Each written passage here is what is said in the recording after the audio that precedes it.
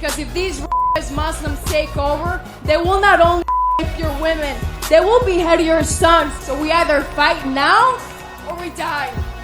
We're fighters. We are warriors of Jesus Christ. And send all of these Muslims and dirty rugs back to their Sharia nations.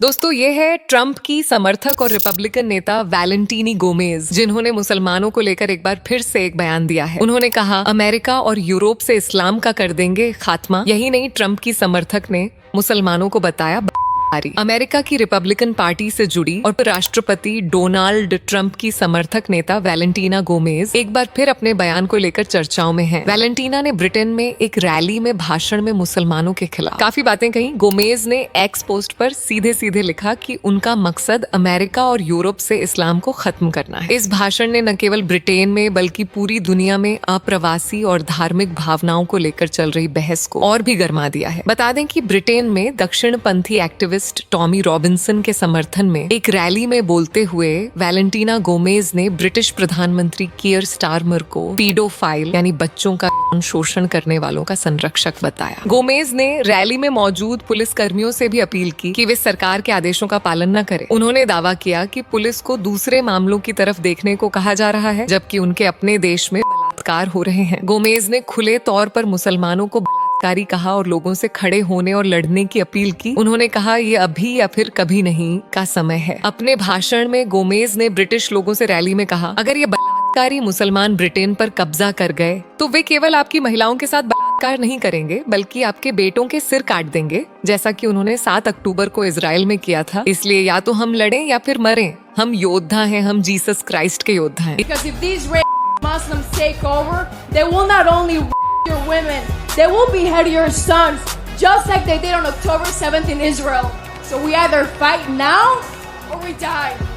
We're fighters. We are warriors of Jesus Christ. नहीं दोस्तों, उन्होंने मुसलमानों को मुस्लिम देशों जिनमें शरिया कानून का चलता है वहाँ वापस भेजने का भी बयान दिया। गोमेज ने कहा कि ब्रिटेन को एक ऐसे नए प्रधानमंत्री की जरूरत है जिसके पास ब्रिटिश लोगों के लिए खड़े होने की हिम्मत हो और जो इन बलात्कारी मुसलमानों और गंदे को वापस उनके शरिया देशों में भेज सके। वही एक दूसरी पोस्ट में वैलेंटीनी गोमेज ने कहा कि इंग्लैंड इंग्लिश लोगों के लिए है। आपको बता दें कि ये वही वैलेंटीना गोमेज हैं जो इससे पहले कुरान को जलाने के लिए भी चर्चा में आई थी, जिसका वीडियो उन्होंने खुद सोशल मीडिया पर शेयर किया था और इसके लिए दुनिया भर में उनकी आलोचना हुई थी। जी हाँ, सोशल मीडिया पर पोस्ट किए गए एक वीडियो में वैलेंटीना गोमेज ने कहा था कि उनका लक्ष्य टेक्सास में इस्लाम का अंत करना है। उन्होंने मुसलमानों से धमकी देते हुए कहा, मुसलमान 57 मुस्लिम देशों में से में भी जा सकते हैं। जिसके बाद उन्होंने कुरान की एक कॉपी जला दी थी और राज्य में इस्लाम को खत्म करने की कसम खाई। उन्होंने सोशल मीडिया प्लेटफॉर्म एक्स पर एक वीडियो शेयर किया जिसमें वे इस्लाम की पुस्तक कुरान को आग के हवाले करती नजर आ रही थी। इस वीडियो के कैप्शन में उन्होंने लिखा था, मैं टेक्सास में इस्लाम का खात्मा कर दूंगी, हे ईश्वर मेरी मदद करो। मुसलमान ईसाई देशों पर कब्जा करने के लिए बलात्कार और हत्याएं कर रहे हैं। मुझे कांग्रेस तक पहुंचने में मदद करो ताकि तुम्हें कभी भी उनकी बेवकूफी भरी चट्टान के आगे झुकना न पड़े। यही नहीं, उन्होंने वीडियो की शुरुआत में कहा था कि अगर हम इस्लाम को हमेशा के लिए खत्म नहीं कर देते तो तुम्हारी बेटियों का बलात्कार होगा और तुम्हारे बेटों का सिर कलम कर दिया जाएगा। लेकिन सवाल है, आखिर कौन है ये होनहार लेडी और क्या है इनकी इस्लाम से दुश्मनी? तो आपको बता दे कि इस्लाम और मुसलमानों को खुलकर चुनौती देने वाली ये महिला लीडर वैलेंटीना गोमेज अमेरिका के टेक्सास राज्य में 31वें कांग्रेसनल डिस्ट्रिक्ट के लिए 2026 के चुनावों में उम्मीदवार हैं। वैलेंटीना गोमेज का जन्म 8 मई 1999 को कोलंबिया के मेडेलिन में हुआ था। राजनीति में प्रवेश करने से पहले वे रियल एस्टेट निवेशक के रूप में काम करती थी। फिर 2024 में उन्होंने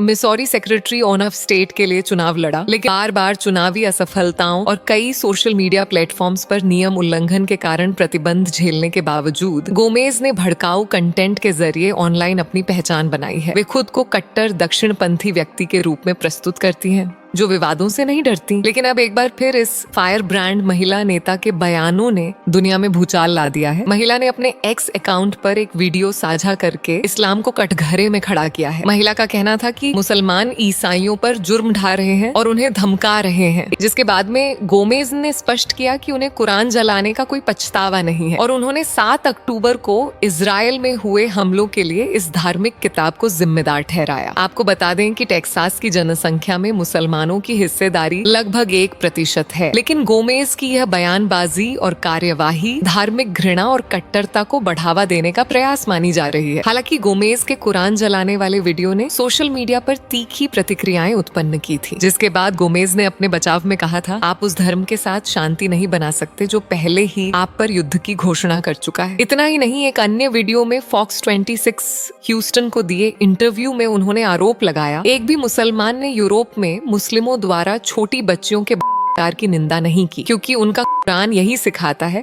बलात्कार करो और अविश्वासियों के दिलों में आतंक फैलाओ। खैर, आपको बता दें कि वैलेंटीना हथियारों की शौकीन है। अपनी कई पोस्ट में वह अत्याधुनिक विदेशी हथियारों के साथ फोटो और वीडियो शूट करते देखी जा सकती हैं। लेकिन ये पहली बार नहीं है जब ट्रंप की कट्टर समर्थक गोमेज ने विवादास्पद कदम उठाया हो। मई में उन्होंने टेक्सास स्टेट कैपिटल में आयोजित टेक्सास मुस्लिम कैपिटल डे कार्यक्रम में भी हस्तक्षेप किया था। इस दौरान उन्होंने माइक्रोफोन छीनकर इस्लाम विरोधी भड़काऊ बयान दिए। वायरल हुए फुटेज में वे कहती नजर आईं, टेक्सास में इस्लाम का कोई स्थान नहीं है, मुझे संसद में पहुंचने में मदद करें ताकि हम अमेरिका के इस्लामीकरण को रोक सकें। मैं केवल ईश्वर से डरती हूँ। लेकिन सवाल है कि ब्रिटेन में चल रहे प्रदर्शन को अचानक इतनी हवा कैसे मिल गई कि अमेरिका की ये नेता ब्रिटेन जाकर ऐसे बयान देने लगी। तो आपको बता दें दोस्तों, इस आग को हवा दी है दुनिया के सबसे अमीर व्यक्ति ने, जिसके हाथ में पूरी दुनिया की ताकत है। वह व्यक्ति जिसके हाथ में अमेरिका का राष्ट्रपति तक है। जी हाँ, वो व्यक्ति है इलॉन मस्क। आज की तारीख में वो उस आतंकवाद के खिलाफ सीधे सीधे बोल रहे हैं जिसके खिलाफ बोलने की हिम्मत ट्रंप तक में नहीं होती है। दरअसल लंदन में आयोजित एंटी इमिग्रेशन रैली में वर्चुअल संबोधन देते हुए टेस्ला के मालिक एलन मस्क ने ब्रिटेन की स्थिति को बेहद गंभीर बताया। मस्क ने कहा कि देश धीरे धीरे खत्म होने की कगार पर पहुंच चुका है और अब हालात तेजी से बिगड़ रहे हैं। मस्क ने चेतावनी देते हुए कहा कि ब्रिटिश लोगों के पास अब सिर्फ 2 विकल्प बचे हैं, या तो लड़ो या फिर मर जाओ। उनके मुताबिक बेकाबू प्रवासन ने ब्रिटेन की पहचान और सुरक्षा दोनों को खतरे में डाल दिया है। यही नहीं, मस्क ने प्रधानमंत्री कीर स्टारमर की लेबर सरकार को हटाने की मांग कर दी। उन्होंने कहा, ब्रिटेन के पास अगले चुनाव तक इंतजार करने का वक्त नहीं है, संसद को भंग कर तुरंत नया चुनाव कराया जाना चाहिए। यही कारण है कि वैलेंटीना ने भी मौके का फायदा उठाया और लोकप्रियता पाने के लिए ऐसा बयान दे डाला। हालांकि ब्रिटेन की जो भयावह स्थिति है वो किसी से छुपी नहीं है। ऐसे में राष्ट्र प्रेमी इन बयानों को अपने देश हित से जोड़कर देख रहे हैं और ये सब हो रहा है यूरोप के देशों में बढ़ती मुस्लिम माइग्रेशंस की वजह है। कई रिपोर्ट बताती है कि बीते 10 सालों में बढ़ती माइग्रेशंस ने यूरोप के कई देशों की डेमोग्राफी की पूरी तरह बदल दिया है, जिसमें सबसे ज्यादा असर हुआ है ब्रिटेन पर। आज बढ़ती माइग्रेशन से ब्रिटेन सबसे ज्यादा प्रभावित हुआ है, जिससे अपराध, रोजगार में कमी, धार्मिक टकराव जैसी समस्याएं उत्पन्न हो गई हैं। ऐसे में ब्रिटिश लोग माइग्रेशंस के खिलाफ सड़कों पर उतर आए हैं। खैर, ब्रिटेन नहीं, पूरे यूरोपियन देशों में जगह जगह प्रवासियों के खिलाफ मार्च निकाले जा रहे हैं। हालांकि ये आंदोलन उन लोगों के खिलाफ है जो इन देशों में जाकर अपराध कर रहे हैं, बच्चियों को निशाना बनाते हैं, जो ईसाई संस्कृति को मिटाने की कोशिश कर रहे हैं और शरिया कानून की बातें करते हैं। खैर, आपका इन सब पे क्या कहना है नीचे कमेंट में बताएं। साथ ही वीडियो को लाइक और शेयर करना ना भूलें। और हाँ, चैनल पे नए हो तो हमारे चैनल मिस्ट्री ऑफ आर्यावर्त को सब्सक्राइब कर बेल आइकन भी दबाते जाए। तो मिलते हैं अगली वीडियो में। जय हिंद, जय भारत।